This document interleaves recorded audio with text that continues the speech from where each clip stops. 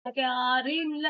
வீட்டு வாடகையும் குடுக்க முடியலப்பா. இதை விட சாப்பிட்டாரு. நான் அந்த வீட்லயே கிடைக்கிறேன்.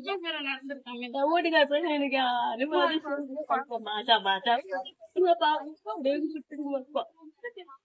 அது ஒரு மாதிரி என்னால வாடகை கொடுக்க முடியல. கருணையுள்ளம் கொண்ட அனைவருக்கும் வணக்கம். இது இன்றைய விதை நாளைய விருட்சம் சமூக நல அறக்கட்டளை. நாம் நமது அறக்கட்டளையின் மூலமாக பல்வேறு உயிரிழக்க செயல்கள் செய்து வருகிறோம். வாயில்லா ஜீவராசிகள் மட்டுமின்றி வறுமை, முதுமை மற்றும் நோயினால் பாதிக்கப்பட்ட ஏழை எளிய மக்களுக்கும் உயிரிழக்க உதவிகள் செய்து வருகிறோம்.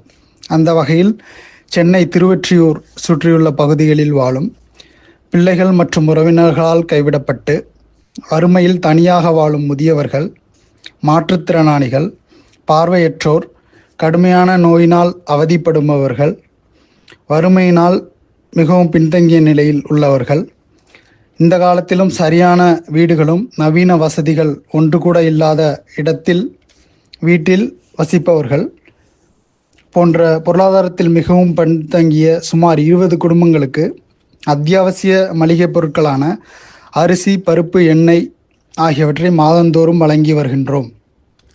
மேலும் பொருளாதாரத்தில் மிகவும் பின்தங்கிய சுமார் 10 குடும்பங்களுக்கு அவர்களின் பிள்ளைகளின் பள்ளி கட்டணம், அவசர மருத்துவ செலவு, வாடகை போன்றவற்றிற்கும் அறக்கட்டளையின் சார்பாக இயன்ற அளவில் பணம் வழங்கி வருகின்றோம்.